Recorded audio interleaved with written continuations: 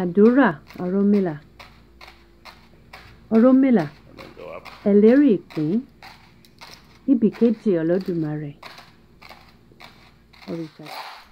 Alafia. I'm Philip John Nymark, the founder of Ifa Foundations of North and Latin America. And I wonder how much thought you have ever given to this concept that women cannot or should not participate at the highest levels of Ifa or Orisha.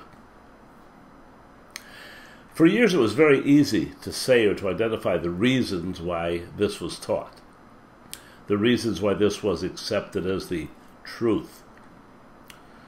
And those reasons, quite simply, were that almost from the moment that the Africans were kidnapped and chained into the boats for the passage into the Caribbean, they were baptized and inculcated with Christianity from the Catholic point of view.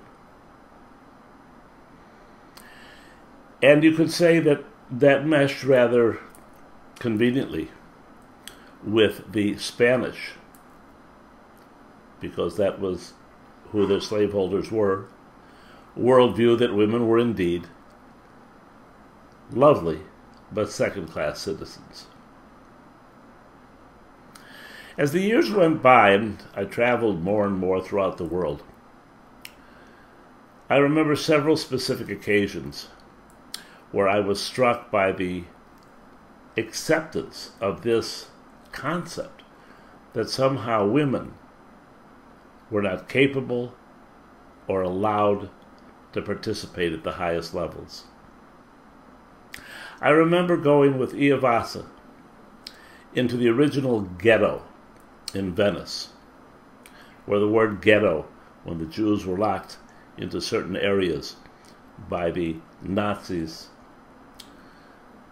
came from, and going into the temple in which the Jews worshipped.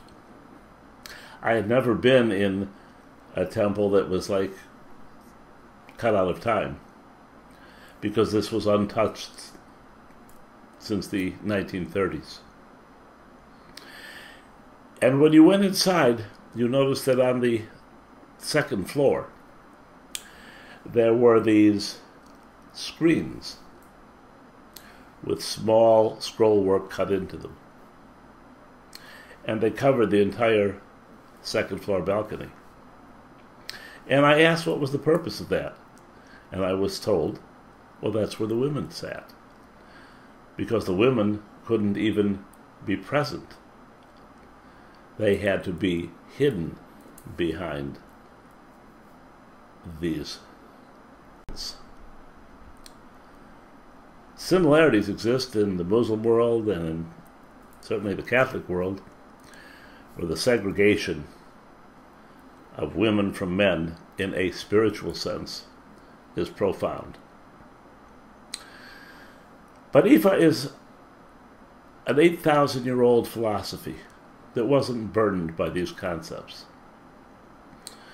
Much as Lynn Andrews, the author of Medicine Woman, a series of books on the American Indians which she researched, once quoted in her original book, The Medicine Woman, and it's worth reading, that when talking to this, one of the few remaining medicine women in Canada,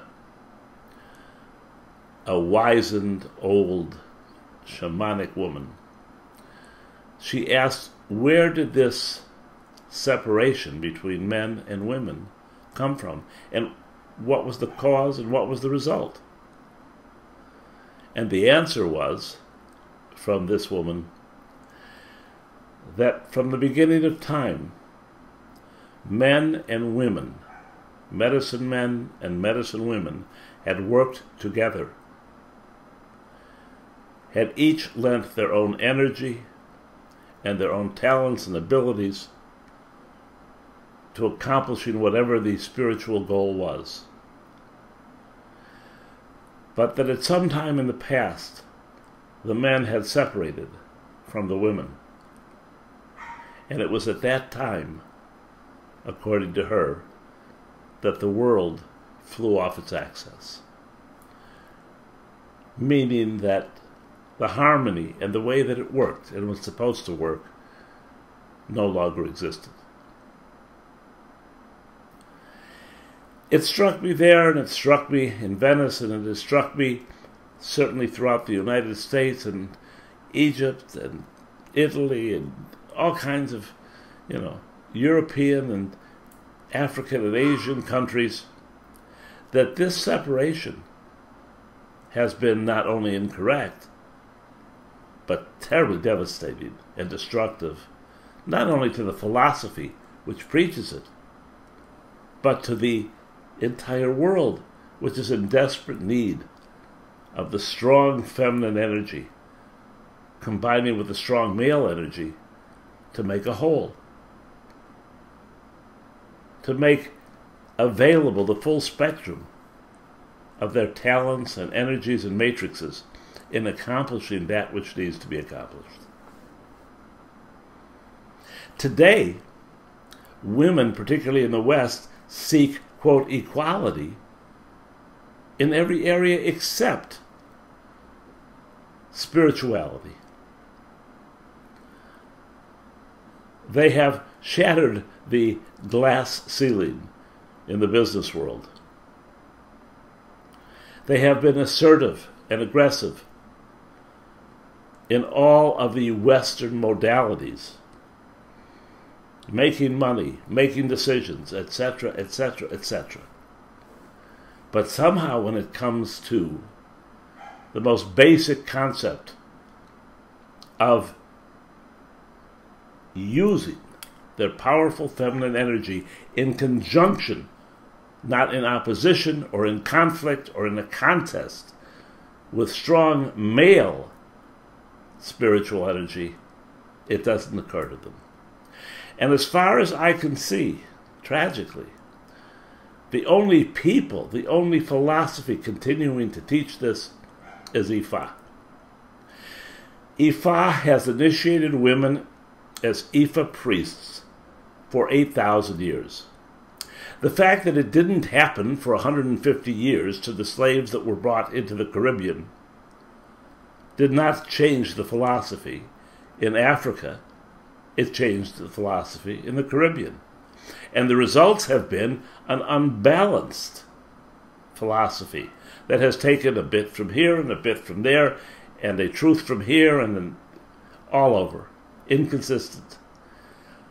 But the bottom line has punished not only women in not allowing them to be empowered, but has punished men and the rest of society in not allowing these two primal, necessary, powerful but different energies to work separately as well as together for the betterment of the community, their families, and the planet we live on. As somebody who works day in and day out for more than 20 years with a powerful woman and a powerful priest, I can promise you that the healing, the health, the empowerment, the balance of this earth and our civilization will be more dependent upon those two energies once again applying their own power and matrix and combining when necessary in order to accomplish that which cannot be accomplished alone. That is more important to yourself, to your children, to the community, to your family, to the planet that you live on, than equality in the workplace. Certainly you deserve that. But if that's what you want, then understand that religion and philosophy and morality and character are also a workplace. A workplace where you are desperately needed and where you must insist with equal veracity that you have insisted that you deserve equality in the law firm, the banking, the whatever it is that you do, that you get the same equality in your spirituality. That's the reason, the understanding of which has allowed the Yoruba to initiate women at the highest level for 8,000 years, and why the Ifa Foundation continues with that practice. We need you, the world needs you, but you need you as well. Because the marketplace, where your energies have been spent, is only half the equation. Your soul, and your character, and your destiny is the other half. Until next time, love and blessings.